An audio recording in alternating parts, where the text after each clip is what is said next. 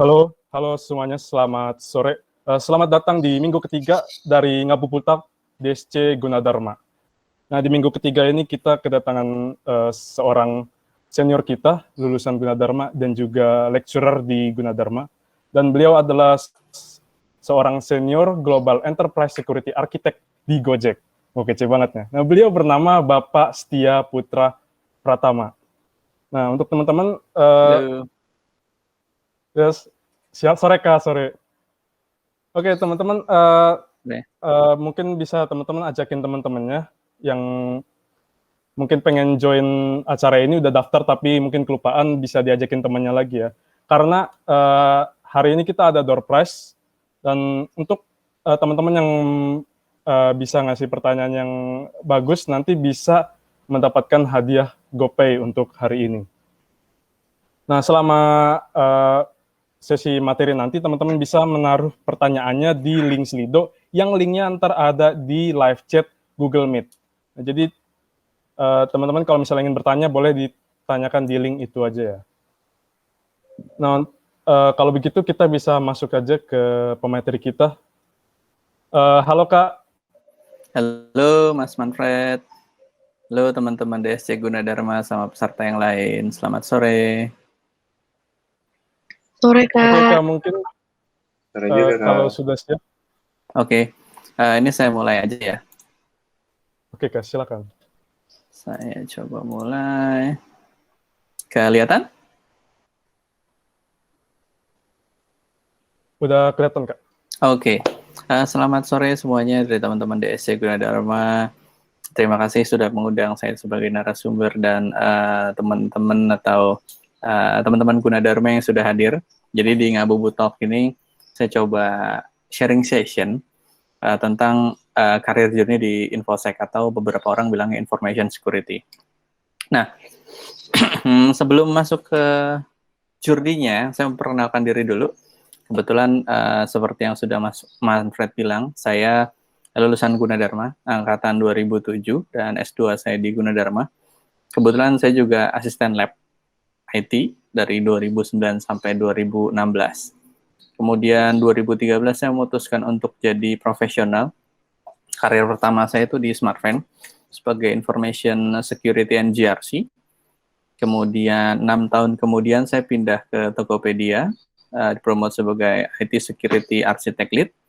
Kemudian di tahun lalu, kebetulan saya ditawarin kerja di Gojek sebagai Senior Global Enterprise Security Architect. Saya di sini juga sebagai dosen Gunadarma. Saya ngajar Sabtu doang. Dulu sempat commonly dari Senin sampai Jumat, cuman karena saya kerja, jadi saya pindah ke hari Sabtu. Saya juga masih student. Nah, jadi kalau misalnya kalian tahu Sun Security, itu sambil Google Sun Security, saya salah satu studentnya di sana untuk materi SEC 530 itu untuk Defensible Security Architecture and Engineering. Kemudian saya juga member dan kontributor dari komunitas Cyber Defense Indonesia atau webnya cdev.id. Kalau misalnya kalian coba googling bisa lihat.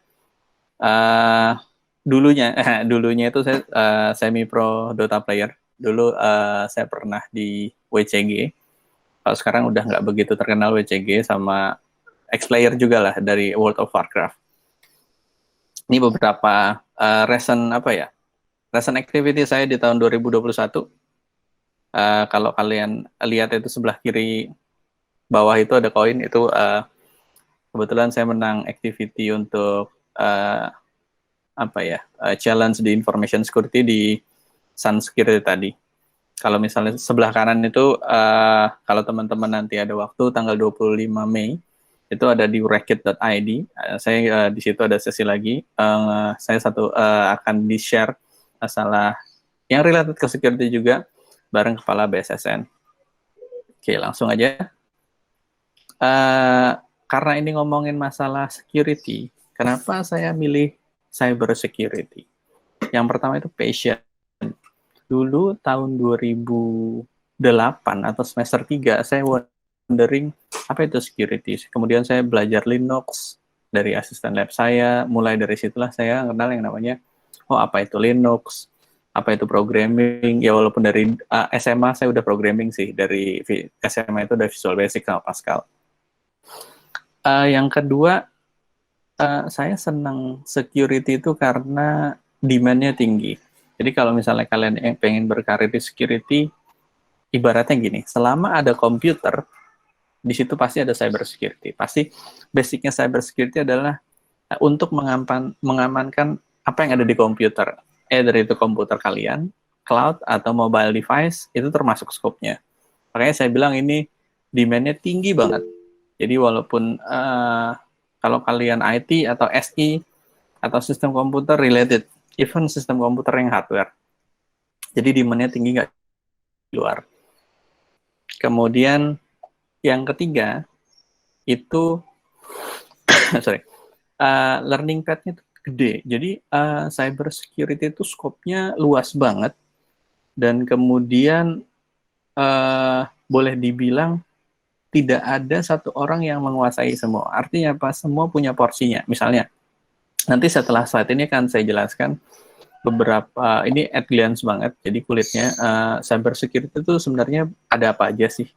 Kemudian nanti akan saya share, saya tuh pilih aliran yang mana, bisa dibilang begitu. Karena ada yang nanti ada color wheel yang akan saya jelaskan. Kemudian tentu saja nomor keempat, itu masalah salary. Kalau kalian compare salary yang kalian dapatkan itu akan lebih banyak. Kenapa? Satu, permintaannya lagi tinggi. Kedua, tidak semua orang bisa. Ketiga, di Indonesia itu masih sedikit orang yang fokus ke security. Mostly kayak programmer itu kan banyak. Nah, dari programmer apakah bisa jadi information security? Bisa banget. Kalau kalian misalnya bikin kayak, apakah kalau saya fokus di database bisa? Bisa banget. Jadi makanya saya bilang information security itu luas.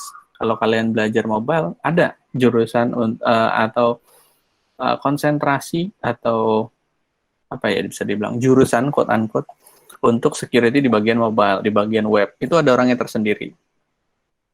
Yang kelima, kalian cukup keren kalau misalnya kalian taruh itu di LinkedIn, misalnya information security arsitek di apa namanya Gojek misalnya, let's say.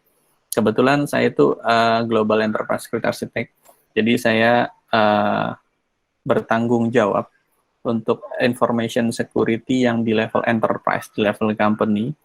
Itu kebetulan kita Gojek itu beroperasi di 5 negara, Jakarta, Singapura, Malaysia, Jakarta, Singapura, Thailand, Vietnam, sama Filipina. Itu ada 5. Saya nggak cover semuanya. Nah, di sini ada vote sebentar, 2 menit. Mungkin dari teman-teman panitia bisa tolong copy paste. Saya mau lihat sedikit mengenai apa sih cyber security menurut teman-teman yang datang nih.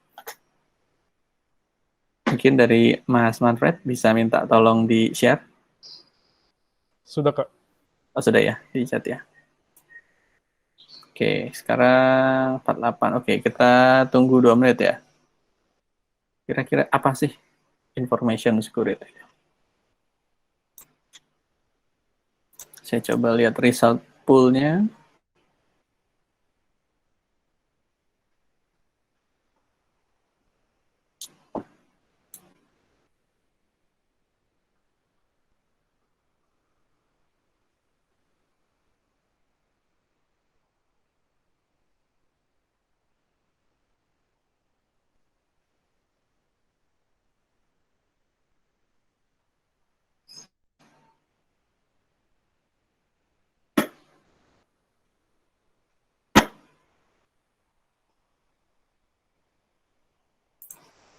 Saya coba lihat lagi pollingnya.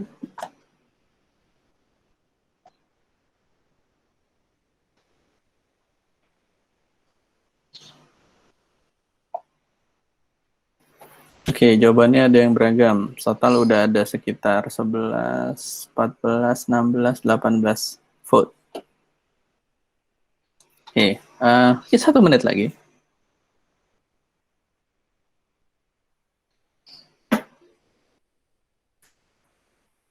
Mungkin sambil nunggu, kira-kira apa sih kerjaannya security? Apakah dia sekeren yang ada di film? Film-film hacker terutama biasanya, kayaknya keren tuh, bisa ngehack misalnya. Tapi percayalah, kalau kalian mau ngehack, tidak segampang di film. Begitu klik 5 detik langsung bridge. Nggak begitu ceritanya. Itu perlu waktu. Ada yang mulai dari, it depend on the scope. Bisa jadi 2 hari, 5 hari, atau even kalau di luar sana, red teaming, ada istilahnya red teaming, itu bisa sampai 1 tahun, 2 tahun. Untuk persiapan doang. Tapi eksekusinya 2 jam. Oke, saya coba buka vote-nya. Oke, udah ada 24 vote. What is information security people does in their job? Hacking the system? Nggak yakin, ada yang benerin antivirus? All above. Jadi kalau saya coba lanjut lagi, yang dibilang di vote tadi itu salah 2 dari sekian banyak yang dikerjakan sama teman-teman di information security. Itu banyak banget. Jadi nggak cuman kayak hacking the system, di istilah kita namanya penetration testing. Itu scope-nya bisa di web, database, application mobile itu ada Android, ada iPhone, itu dipenetrate semua. Jadi memang scope-nya itu sangat besar. Makanya nggak ada yang bisa mastery untuk semua lah. Bisa dibilang begitu. Oke. Ini saya ngutip dari hackernoon.com. Kalau teman-teman lihat di kiri bawah, itu ada infosec wheel. Itu related sama yang kanannya. Dari Daniel Mister, dia bikin juga, cuman bentuknya segitiga. Intinya sama. Ada warna utamanya yaitu biru, merah, kuning. Apa biru, merah, kuning? Kalau teman-teman lihat tuh, ada blue team itu defender. Dia itu tugasnya untuk nge-defend dari serangan-serangan. Serangan-serangannya itu ada 2. Dari internal memang legitimate untuk testing, ngetes. Itu ada arahannya dari internal company, maupun dari luar. Dari luar itu yang nggak bisa dikontrol. Misalnya, ada orang coba-coba denial of service. Gimana caranya dibikin sistemnya down? Pernah ngelihat sebuah website yang down mungkin? Diakses nggak bisa-bisa. Nah, biasanya kalau teman-teman habis UTS nge-DDoS BAK Gunadarma ya, buat ngeliat IPK. Biasanya begitu tuh. Setelah dikasih nilainya udah keluar nih, wah sama rame-rame. Kamu bisa bayangin, satu kelas isi 50, satu angkatan ada C20, berarti sekitar 1000. Dikali berapa? Nah, itu sistemnya kalian quote-unquote di DDoS. Akhirnya pernah ngalamin kan BAK jadi nggak bisa dibuka, kemudian V-class-nya jadi down, itu karena memang dari si traffic ya. Nah, kalau teman-teman lihat yang merah, itu offensive security tugasnya itu nge-pentest, nyari celah gimana caranya biar bisa masuk ke sistem itu, kemudian bisa dapat kredensial, ngelakuin apa yang disimulasi attacker tuh gimana sih, bisa ngambil username, ngambil passwordnya, kemudian restart servernya atau delete file yang ada di server, itu tugasnya red team. Ada juga yang di atas itu yellow team. Yellow team tuh fungsinya dia lebih ke arah software engineering. Misalnya, dari kita bisa defense nih, cuman masih manual, tolong dong teman-teman yang yellow team dibikin manualnya, biasanya orchestration manualnya, dari manual tadi jadi otomatis ada di sana. Itu tugas mereka. Nah, kalau teman-teman lihat ada lagi yang warnanya oranye, hijau, sama ungu. Apa sih? Nah, hijau itu adalah gabungan antara biru sama kuning. Biasanya ini disebut dengan security engineering. Itu teman-teman security engineering biasanya dia akan gimana caranya ngedetek secara otomatis. Ada istilahnya SOAR, Security Orchestration and Response. Jadi ketika ada yang hack, dia langsung otomatis ngeblok dari sisi sistemnya, jadi nggak perlu manual touch. Kalau dari sisi sebelah kanan agak ke atas, itu yang warna oranye, itu untuk memfasilitasi dan edukasi. Jadi lebih ke arah, kalau udah bisa ke hack lewat misalnya, ada port yang nggak ketutup atau celah yang nggak ketutup karena atau antivirusnya nggak di-patch, dikasih tahu, caranya begini loh. Nah, ada yang kalau saya bilang ini levelnya high, yaitu purple. Purple itu dia integrate antara penyerang sama defense. Dia akan yang menengahkan mana penyerang sama penjaga gawang, striker sama penjaga gawang. Dia akan ngaduin, si red team mau ngadain simulasi, saya mau nyerang nih. Nah, si purple ini akan menjembatani. Tapi blue team-nya nggak dikasih tahu. Ntar diserang, ntar kalau misalnya bridge, kelemahannya di sini nanti kasih tahu. Blue team begitu bikin patch nggak akan ngasih tahu red team juga biasanya kalau di simulasi. Begitu udah di patch bilang nih ke purple team, tolong dong kasih tahu red team, coba tes bisa nggak. Nah, makanya kalau teman-teman lihat ada yang website-website yang kehack kemudian datanya diambil, itulah tugas-tugas dari information security team. Nah, kemudian ada yang di tengah yang putih itu namanya white team. White team ini biasanya terdiri dari orang-orang legal, kemudian C-level, CISO, CIO, CTIO, CTO. Dia akan menjembatani semua. Jadi kalau nanya keputusan, oke, saya mau ngetes boleh nggak? Biasanya approval-nya dari sana. Kemudian teman-teman dari GRC atau kepanjangannya Governance Risk and Compliance, biasanya itu akan related ke pemangku kepentingan, misalnya kayak kebijakan dari pemerintah harus melindungi datanya. Nah, itu akan difilter di sana dari teman-teman GRC untuk didistributkan ke masing-masing infosec wheel tadi, merah, biru, ungu, hijau, kuning, sama oranye. Dari masing-masing tim itu apa yang harus dilakukan. Nanti filternya dari sana. Jadi ini saya coba bikin sesederhana mungkin, walaupun kalau dibikin organization chart itu gede banget. Benar-benar gede dan benar-benar kayak apa ya. Itu gini, kalau misalnya organization chart information security di setiap perusahaan gimana? Itu tergantung dari perusahaannya. Apakah perusahaannya itu mature? Mature itu dalam artian apakah baru berdiri, apakah sudah lama berdiri, kemudian apakah ada regulator yang mengatur? Misalnya kalau misalnya kakak kalian atau kolega kalian atau teman saudara kalian atau orang tua kalian yang kerja di banking, biasanya dia ada regulator, misalnya Bank Indonesia, OJK. Kalau teman-teman yang kerja di sektor teknologi biasanya dari Kominfo, punya standar-standar sama regulasi. Biasanya kalau perusahaan yang masih baru dibangun, baru dibuild, mereka belum ada konsep ke security karena mereka akan masih fokus ke bisnis. Nah, dari bisnis inilah yang nantinya setelah besar, kemudian butuh, oh ini udah besar nih, kita butuh mengamankan datanya. Nah, nanti barulah tim dari InfoSec itu akan datang. Begitu datang, dia akan nanya, company ini culture-nya gimana? Jadi, walaupun information security itu udah standar, misalnya ada ISO, NIST, ENISA kalau dari Europe, itu tidak bisa GDPR kalau misalkan pernah dengar yang lagi ramai tahun kemarin, itu especially di UK atau Europe, itu nggak bisa serta-merta diimplementasi di Indonesia karena budayanya beda. Misalnya, cuman hal menarik yang ada di Indonesia adalah standarisasi. Memang belum. Kita sedang menuju ke sana lah. Kalau misalnya, kalau simple things ya, kalau di kita tuh kan kelamin ada 4. Laki-laki, perempuan, pria, dan wanita. Itu standarisasi sederhana. Kita belum punya standar. Sebenarnya kita kalau misalnya nulis, misalnya teman-teman pernah nulis di form ini ya, di form kayak banking atau form apapun, kadang-kadang ada yang nulis pria wanita atau laki-laki perempuan. Itu jadi yang mana gitu kan? Itu standarisasi tadilah. Harusnya gimana sih? Gitu. Kemudian ke next slide. Ini agak lebih detail. Kalau teman-teman lihat yang ada di sebelah kiri, itu ada red team. Itu tugas yang pertama offensive security, dia akan pentest, melakukan penetration testing, web, database, mobile application, kemudian exploiting vulnerability.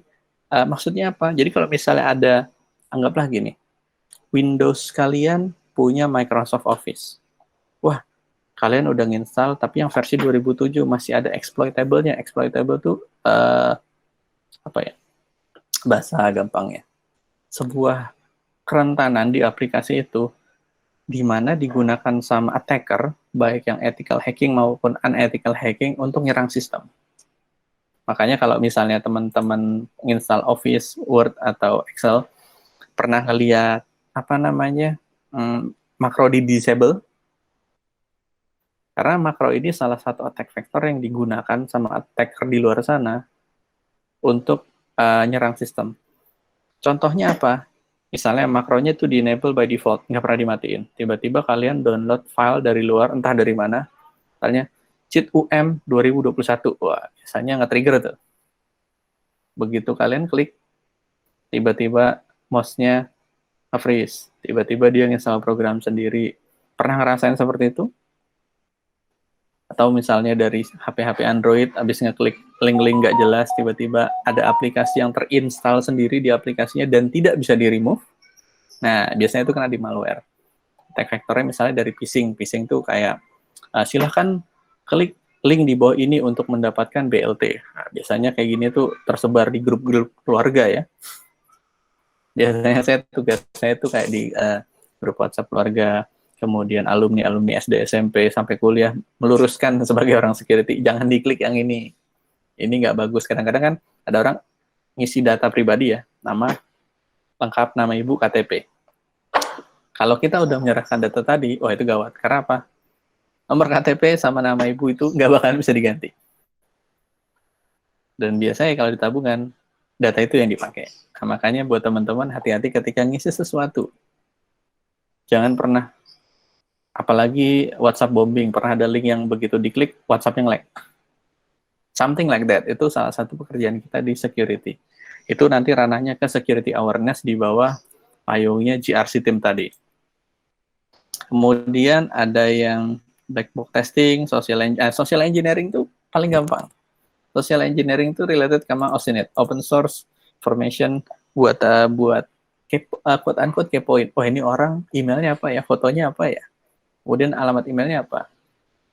Biasanya kita melakukan OSINT itu di fase awal. Jadi kalau misalnya kita ada targetnya itu di step. Misalnya Gunadarma, kita akan cari Gunadarma tuh pakai mail servernya apa, segala macam. Subdomainnya apa aja, misalnya pakai DNS Dumpster. Oh, dia pakai web servernya, misalnya Nginx versi berapa, ada exploitable-nya atau enggak, itu di sisi awal. Jadi kalau misalnya teman-teman tahu versi exploit itu ada 7 level, itu versi yang namanya level pertama, gathering information, dicari. Biasanya kalau misalnya teman-teman cowok mau deketin cewek, akan cari tahu tuh temannya siapa, rumahnya di mana, akun sosial medianya apa. Nah itu kalian sudah belajar quote-unquote OSINT lah. Kemudian ada teman-teman Blue Team itu ada tugasnya itu menjaga gawang dari serangan internal maupun eksternal. Jadi ada yang bagian bikin, itu biasanya di bagian saya, arsitektur. Dia akan mendefine, kita akan review secara company-wide, ini harusnya gimana, kelemahannya di mana, itu namanya security posture measurement. Dicek. Posture measurement atau maturity itu levelnya dari 0 sampai 5. Oh, ntar setelah kita review, oh ternyata levelnya baru 2,2. Nanti turunlah jadi framework mana yang harus dikerjakan sesuai standar. Supaya nanti ke level 5. Walaupun selama saya kerja, saya belum pernah nyampe level 5 ya. Itu baru sampai level 4. Dan itu cukup memakan waktu karena itu ngerubah culture. Kemudian kalau misalnya ada insiden gimana? Sebelum ada insiden gimana? Jadi ada yang namanya timnya itu CISOC atau Cyber Security Operation Center. Dia akan mendeteksi, tugasnya itu biasanya threat hunt, mendeteksi gimana caranya kalau ada orang mau coba ngetek, dia itu bisa tahu duluan. Dilihat dari log aplikasinya, gimana caranya, wah ini ada orang mau nyerang nih. Kita harus prevent, oh dia mau nyerang ke server A misalnya. Oh server ini belum di patch, kita patch. Nah, gimana kalau misalnya udah kejadian, ada tim yang namanya CSIR. Kalau teman-teman lihat yang di biru itu kan ada IR ya, Incident Response, itu partnya dia.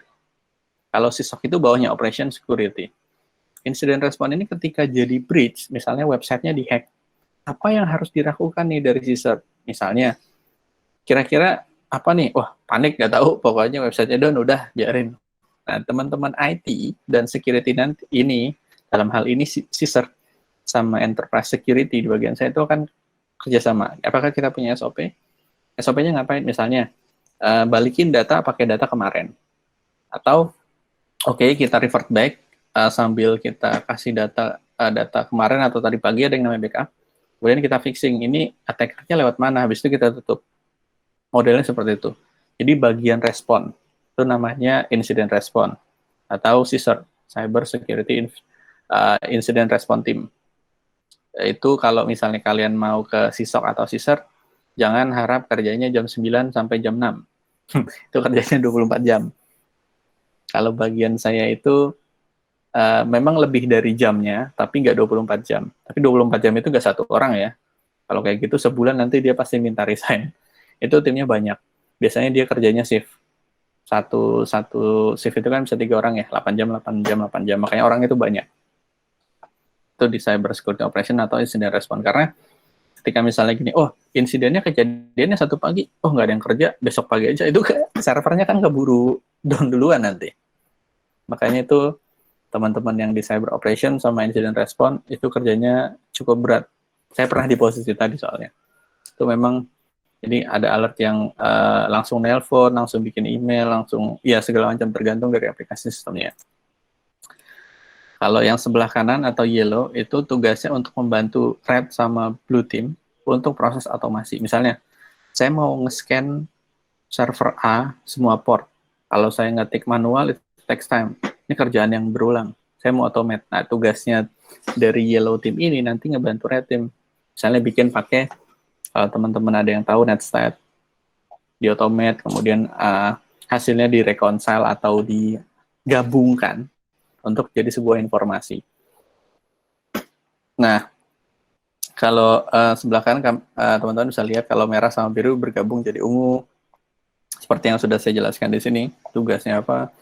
Kemudian dari biru kuning jadi hijau. Nah, makanya ini cukup besar dan saya belum pernah lihat ada orang yang bisa cover semua. Bahkan level CISO, udah paling tingginya security, Chief Information Security Officer, itu dia pasti punya spesialisasi tergantung dari background-nya. Kalau background saya itu blue team, bukan red team. Saya blue team mengarah ke purple, sedang belajar ke purple. Kalau kalian teman-teman lihat yang bawah yang warna oranye, itu red team itu fokus ke tech, misalnya pentester, nge-hack, jadi film-film, tapi tidak secepat yang di film ya. Ada film, kalau teman-teman pernah lihat Mr. Robot, itu cukup mencerminkan apa yang terjadi. Jadi aplikasinya, operating systemnya kali Linux, misalnya kalian pernah tahu kayak ada misalnya ada adegan di mana dikasih USB, kemudian kalian colok, itu namanya rubber duck. Jadi kalau teman-teman dapat flash disk, jangan sedang dulu di kampus, jangan langsung dicolok. Itu apa ya? Bisa jadi berbahaya. Misalnya begitu dicolok, ternyata dia ada trojannya, ada malware dan ngapus sistem C kalian, misalnya ya Windows-nya hilang. Kemudian ya syukur-syukur nggak nyentuh skripsi atau PI kalian. Misalnya mau bayangin udah semester 8 atau 6, tiba-tiba seminggu mau sidang kena aneh-aneh.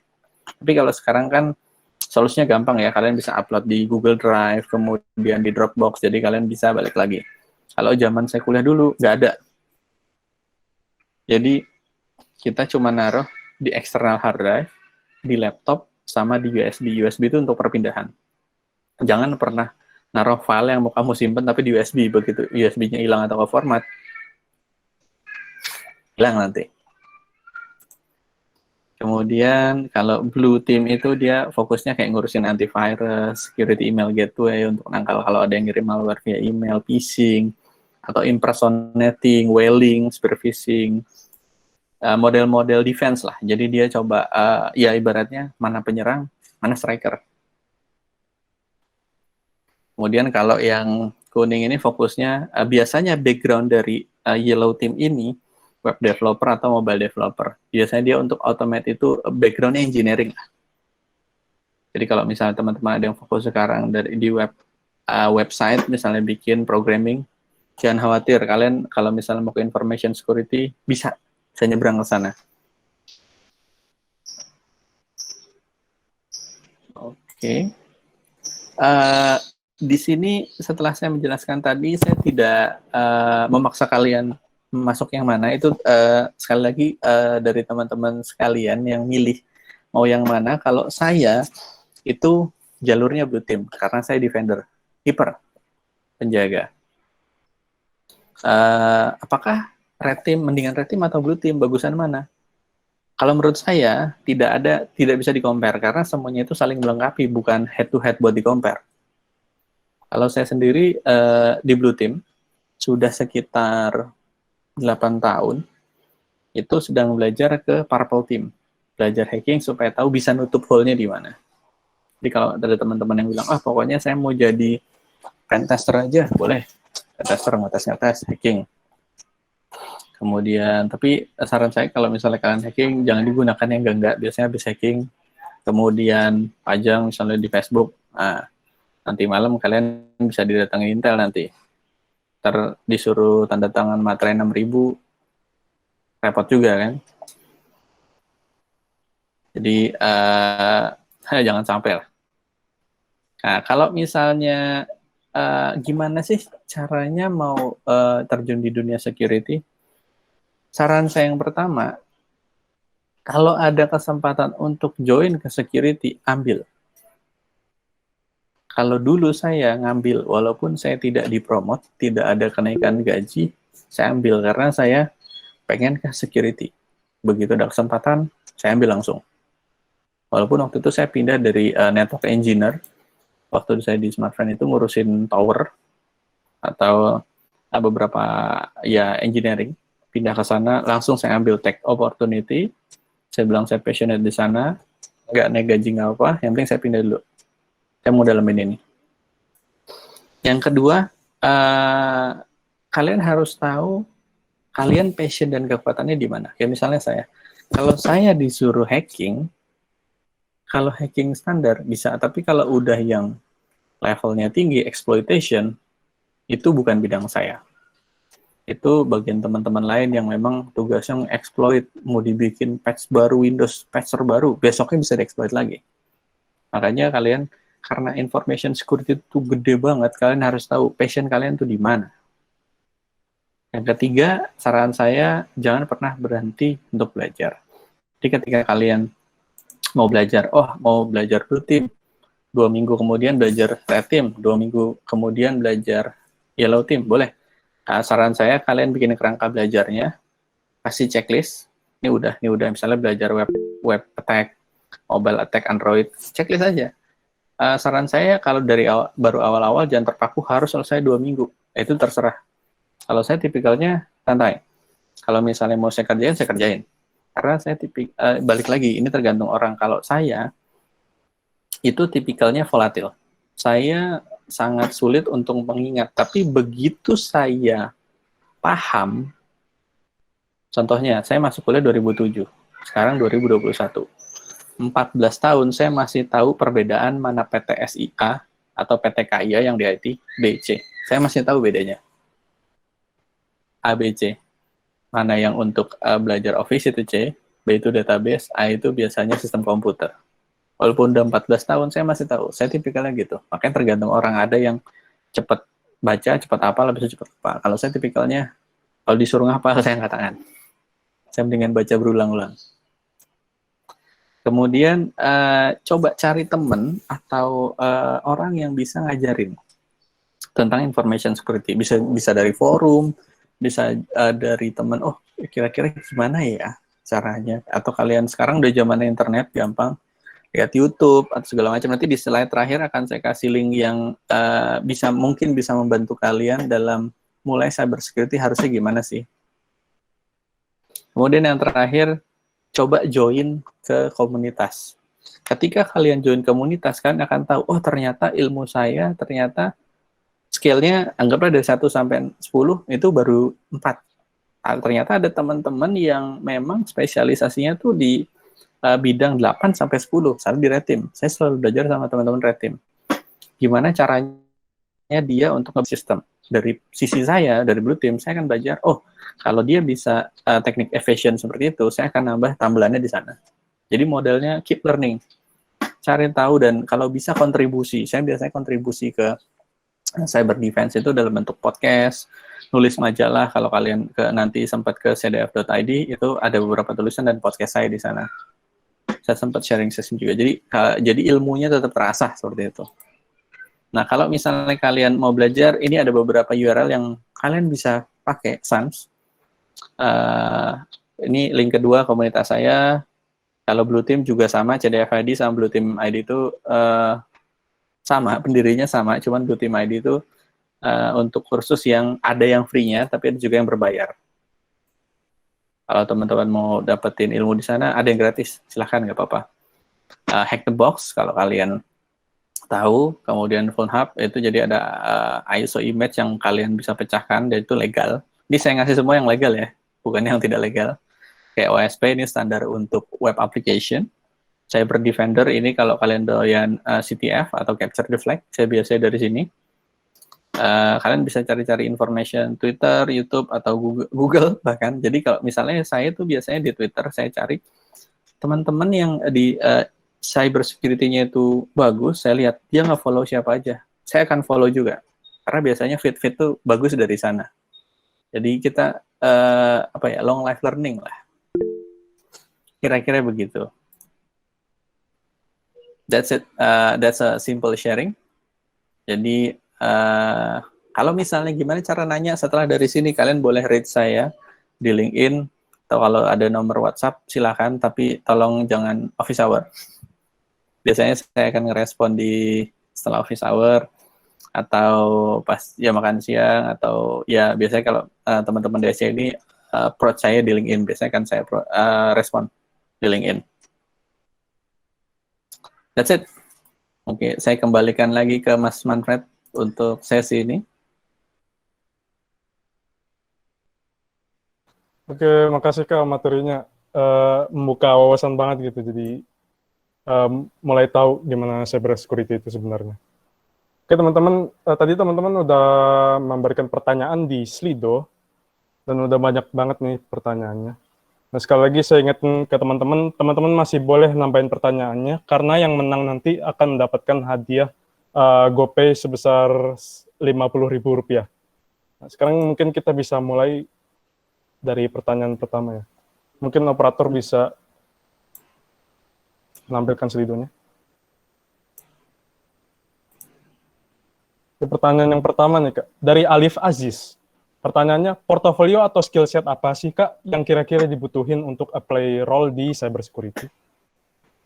Oke, portofolionya itu kalau misalnya kalian sebagai orang yang anggaplah fresh graduate dan baru mau terjun ke cybersecurity, kalian biasanya kalau misalnya kalian background-nya IT atau SI dan biasa programming, kalian boleh terjun ke wilayahnya red team, misalnya pentest.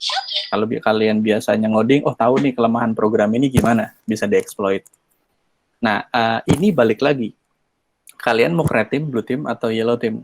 Kalau blue team, kalian misalnya belajar gimana caranya, simple things-nya, gimana cara nge-patch antivirus. Seperti itu. Jadi, kalau misalnya Mas Alif ini mau ke red team, dan background-nya programmer, bisa ke sana, bisa banget. That's it. Oke. Kalau gitu kita masuk ke pertanyaan berikutnya. Next question dari Eko Setiawan. Kak, gimana cara dapetin peluang kerja cybersecurity untuk tingkat pemula selain punya sertifikat? Bagaimana cara memvalidasi skill selain melalui sertifikasi? Oke, selain dari sertifikasi, pasti kalau sertifikasi itu ada yang gratis, kadang-kadang nggak ada yang gratis, kamu coba ikut aja, di LinkedIn tuh banyak, atau yang bayar. Kalau misalnya kayak saya sertifikasi SANS itu, kebetulan dibayarin kantor, itu sekitar 8.000 sampai 9.000 dolar untuk 5 hari. Gimana caranya kalau misalnya saya nggak punya budget? Caranya adalah dari link yang tadi, kayak misalnya Hack the Box, PhoneHub, kemudian Cyber Defender, kalian coba belajar gimana caranya exploit sebuah sistem. Nanti bisa di situ. Atau kalian bisa bikin automation kerangka kerja pakai open source. Misalnya, kalian mau bikin Cyber Security Operation Center mini. Kalian bisa pakai yang free-free. Laptop 8 GB cukup. Pakai, nanti kalian ibaratnya bikin home lab itu dengan kapasitas, biasanya kalau saya sendiri, laptop minimal 16 GB lah, bisa bikin home lab. Bikin home lab kecil, misalnya untuk deteksi attack, misalnya bisa pakai Elastic, Wazoo, atau open source lainnya, Velociraptor. Itu begitu nanti kalian lulus dan kemudian interview di cybersecurity, kalian sudah punya modal. Misalnya terkait kalian punya sertifikasi atau enggak, kan bisa ngomong ke interviewer atau usernya. kalian punya modal, kalian pernah ngikutin Hack the Box atau CTF, kemudian lomba-lomba apa. Nah, kalian nanti di situ akan dinilai dari sisi interviewernya. Karena saya juga punya tim, saya itu biasanya akan yang mewawancarai juga. Kira-kira fresh graduate ini oke nggak sih kalau saya rekrut? Atau dia cukup sekadar intern, dia cukup oke, tapi harus belajar dulu, saya masukin intern, modelnya seperti itu. Jadi gunakanlah peluang yang ada, itu sebaik mungkin, karena sekarang zamannya internet banget kan. Kecuali kalau teman-teman kayak saya kuliahnya tahun 2007, mungkin ini sedikit cerita ya, tahun 2007 itu sekarang masih punya KTM, masih ada KTM ya. Tahun 2007 itu satu KTM sekarang yang di ruangan J115A sama B itu dulu internet center. Satu KTM boleh menggunakan komputer yang ada di situ untuk internet satu hari maksimal 20 menit. Kalian bisa bayangin gimana caranya mengutilize itu supaya kalian bisa mengerjakan LP, LA, bahkan atau TP. Nah, kalau sekarang kan gampang, dari HP udah. Jadi saran saya, peluangnya pasti ada banyak banget. Jadi kalau saran saya ketika kamu mau join ke cybersecurity, coba belajar yang namanya LinkedIn. Banyak di sana. Gitu sih.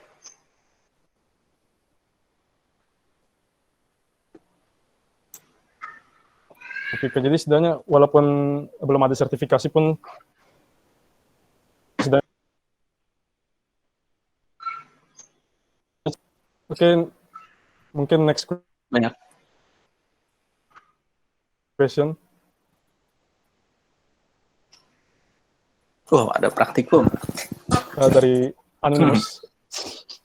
Pertanyaannya, semakin maju teknologi, akan ada cara baru untuk eksploitasi. Nah, gimana cara kita keep up sama teknologi cybersecurity, Kak? Oke, pertanyaan yang bagus dan valid. Semakin maju teknologi, semakin banyak feature, itu akan banyak eksploitasi. Misal gini, kamu nambahin fungsi upload, tapi kamu nggak nge-restrict apa yang bisa diupload. Padahal kamu cuma boleh ngupload PDF. Tiba-tiba ada yang ngupload file.sh shell script. Begitu diupload, ada di server, ada user yang ngeklik, login, jalan, running. Itu salah satu contoh eksploitasi. How to keep up-nya, itu pertama, kalian bisa keep up, biasanya kalau saya setengah jam sebelum kerja, saya akan baca magazine. Misalnya ada Hacker News, kemudian CDNet. Sekarang lagi ada isu apa sih? Kemudian how to keep, misalnya, oh ternyata dulu itu tahun 2016, saya masih di Smartfren, ada WannaCry. Wah, ternyata dia infected server, dan servernya itu yang punya CPU Intel. Dulu saya ada 6.000 server, itu pakai Intel semua, langsung. Gimana caranya kita nge-patch. Jadi ada baiknya kita baca-baca informasi, tapi blok-blok yang valid ya, bukan yang blok-blok kayak, karena tahu kan blok-blok cuma copy-paste. Itu kalian bisa dari sana, sama kalian join community. Biasanya kalau saya join di community saya, itu apa ya, biasanya ada informasi-informasi yang saya tahu duluan di situ sebelum di luar, bahkan sebelum ke publish, karena yang namanya informasi orang dalam itu pasti lebih cepat kan. Oh ternyata ada yang exploit ini nih, taruh di grup. Nih silahkan yang punya, yang terimpact, silahkan mitigate, bentar muncul di berita, model-model gitulah. Itu sih untuk how to keep update. Wah ini jadi ganti nih si kelas. Berarti cari komunitas sama iya ganti dong. Berarti cari komunitas sama forum itu berguna banget ya, Kak? Betul. Dan itu most likely gratis kan? Iya. Oke, mungkin masih ada pertanyaan lain. Dari Elmo Alistair. Oh, ini terkenal juga nih Elmo nih, Kak. Oke, amankah meng-hire konsultan atau pakar keamanan di luar perusahaan untuk membantu menilai sistem keamanan internal perusahaan? Apa pertimbangan yang harus dilakukan? Ini jawabannya bisa ya dan tidak, tergantung dari kondisi perusahaan. Satu, di internal tim security perusahaan tersebut capable atau enggak, ada orang atau enggak. Kalau dia capable, kita nanti mapping ke objektif, misalnya ingin mengamankan website abc.com. Di situ ada measurement-nya. Misalnya satu, nggak boleh kena DDoS, nggak boleh kena hack. Nanti itu di mapping sama resource yang ada di kita. Oh, anggaplah say, oh ternyata tim kita capable, ya udah kita lakukan. Gimana misalnya nggak capable? Wah, udah nggak capable, kemudian mau nggak mau akan hire consultant. Nah, saran saya ketika kita meng-hire konsultan dari luar, ada yang namanya NDA. Saya biasanya itu akan mengikat NDA-nya ke orang dan perusahaan. Ada 2 NDA konsultannya nanti. Jadi ketika nanti dia bekerja, misalnya di perusahaan konsultan A, kemudian dia pindah, dia punya informasi perusahaan kita, karena kita nge-hire dia kan, pasti tahu informasi perusahaan kita. Dia bisa bocorin, kalau tidak terikat dengan NDA. NDA itu non-disclosure agreement, artinya selama kamu kerja di situ, kamu tidak boleh membocorkan. Impact-nya apa? Kalau misalnya nanti terbukti secara, ibaratnya kalau bahasa hakim sah dan meyakinkan ya, itu bisa diseret ke ranah hukum. Makanya saya akan ikat NDA-nya tuh di company sama di orang. Jadi kalau misalnya dia nyebarin informasi itu pada saat dia udah pindah dari konsultan A ke konsultan C misalnya, saya bisa nyeret dua-duanya. Company yang dia saat kerja sama orangnya. Jadi mau dia itu pindah ke konsultan manapun, saya bisa seret. Kemudian yang kedua, budget. Apakah ada budget? Kalau ada, berapa? Misalnya budgetnya unlimited, pokoknya nge-securein aja. Oh, itu biasanya jarang. Akan ada budget constraint. Cuman punya, misalnya, say, 1 juta per tahun. Carilah konsultan yang mau. Ya, biasanya kan anak-anak magang, buat tambahan. Atau kalau perusahaan gede, saya punya budget 50M setahun. Hire konsultan sama outsourcing apa yang bisa dikerjakan sama outsource. Biasanya di situ. Kemudian dari sisi budget, dari sisi NDA, dan kemudian dari sisi manajemen sama regulator. Boleh nggak ketika dia membantu mengamankan sistem kita, itu diakses sama orang luar? Misalnya, ada regulasi yang namanya PCI DSS. Itu untuk payment gateway. PCI DSS ini cuma boleh diakses sama orang yang authorized dan legitimate, dalam hal ini karyawan dari perusahaan tadi. Kalau misalnya kita, walaupun kita nggak bisa dan kemudian kita kasih aksesnya itu ke konsultan, dalam hal ini pihak luar, itu akan violate. Impact-nya apa? Mungkin license PCI DSS-nya, payment gateway-nya bisa dicabut. Impact-nya bisa sampai ke arah sana. Makanya kita harus hati-hati ketika kita bisa melakukannya secara teknikal, kita harus konsul sama teman-teman GRC tadi. Dari sisi regulasi perusahaan maupun regulasi regulator, ini bentrok nggak? Jadi untuk mengamankan security itu ada 2. If technology fail, policy prevail. Artinya tidak semua security itu bisa mencegah dari sisi teknikalnya aja, tapi dari sisi non-technical, misalnya policy. Kalau ada application limitation, kita bisa seret dari sisi policy-nya. Gitu sih.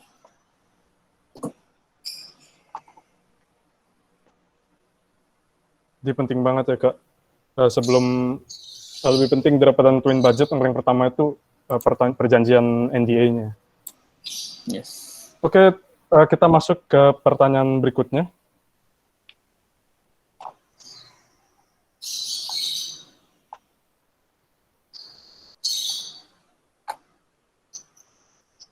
Pertanyaan berikutnya dari Muhammad Rozakul. Basic apa aja yang perlu kita pelajari untuk masuk ke cybersecurity, dan jalur mana yang recommended menurut Kak bagi kami yang pemula ini? Mohon jawabnya, Kak. Basic, oke. Basic, kalau misalnya basic, saya sarankan kalian masuk Blue Team. Karena Blue Team itu akan cover gimana caranya untuk handle attack. Kalau kalian udah tahu gimana caranya handle attack, kalian bisa nanti belajar untuk meng-attack jadi Red Team. Kalian combine ilmu Blue Team sama Red Team, bisa jadi Purple Team. Itu nanti tinggi banget. Jarang orang yang Purple dalam Purple Team. Jadi kalau misalnya basic apa dulu, kalau saya dulu belajarnya programming. Basic saya dulu web developer. Zaman dulu tuh masih PHP sama MySQL, kalau sekarang kan udah Golang, kemudian pakai Postgre, seperti itu. Jadi saran saya Ini tes sih, tes masing-masing. Kalau saya boleh share saya dulu gimana, saya masuknya Blue Team dan sekarang saya masih di Blue Team dan mengarah ke Purple.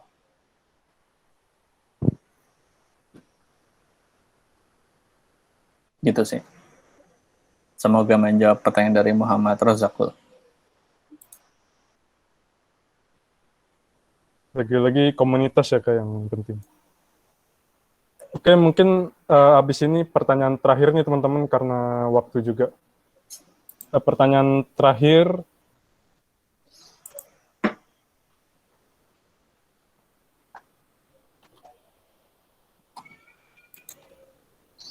boleh next question, operator? Oke, pertanyaan terakhir dari e-corp. Dari semua infosec wheel tadi, yang mana yang Mr. Robot lagi nih? Yang mana yang paling rekomen buat pemula, Kak? Dan seperti apa kerjaannya? Kalau misalnya pemula, semuanya bisa. Biasanya kalau ada pentester junior, Blue Team junior. Jadi kalau misalnya saya share pengalaman saya dulu di Blue Team, itu misalnya nanganin simpelnya ya, salah satu case-nya adalah antivirus. Satu, gimana caranya laptop kantor itu semuanya punya antivirus, terupdate, dan bisa nangkal malware. Nah, itu antivirus, jadi endpoint protection yang quiet jadul. Kalau sekarang itu ada evolutionnya namanya EDR, endpoint detection and response. Jadi dia tidak hanya sebatas dari IOC atau indicator of compromise, bahasa manusianya adalah patch update. Jadi kalau kalian klik kanan update, nah itu namanya IOC, indicator of compromise. Jadi ketemu hash-nya, oh virus ini punya hash ABC, wah ini pasti bisa ditangkal. Ada juga yang namanya IOA. EDR itu punya capability IOA, indicator of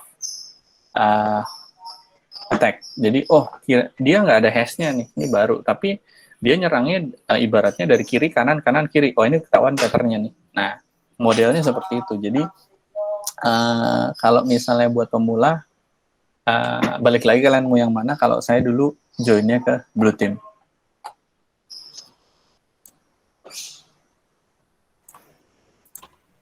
Semoga membantu ya dari, wah ini Mbak atau Mas Evil Corp nih.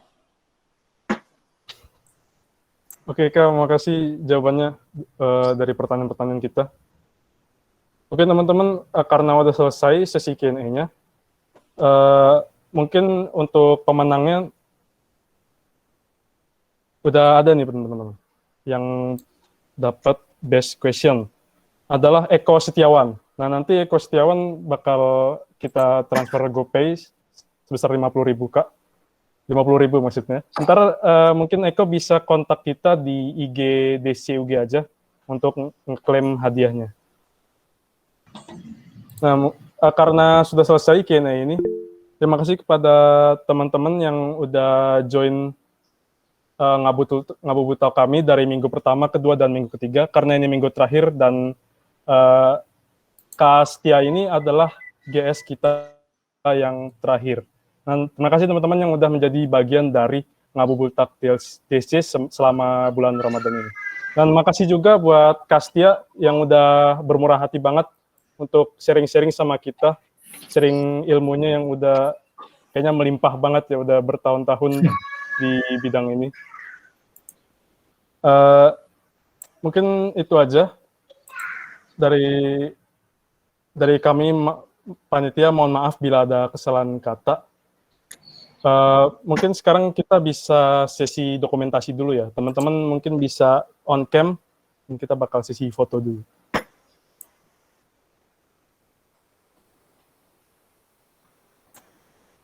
Boleh teman-teman kita on cam dulu.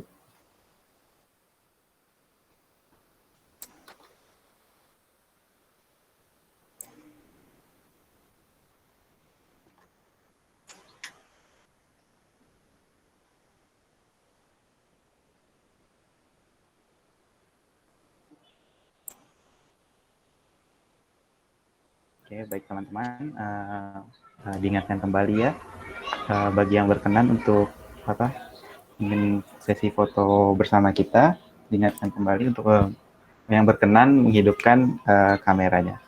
Jangan lupa menggunakan gaya andalan kita ya, DSC UG seperti ini, tangannya seperti ini. Oke. Oke, untuk saya sendiri saya nggak bakal bergaya tangannya karena saya yang moto. Oke, untuk teman-teman akan saya mulai dari hitungan ketiga ya. Foto akan saya ambil dalam hitungan 3, 2, 1. Baik, terima kasih teman-teman yang sudah meluangkan waktunya pada sesi foto ini. Acaranya saya kembalikan ke moderator. Oke teman-teman, karena kita sudah selesai, terima kasih dari kami panitia. Kalau misalnya kami ada kesalahan kata selama bulan Ngabuburit Talk ini, kami mohon maaf. Sekian dan terima kasih. DC Gunadarma, together we grow.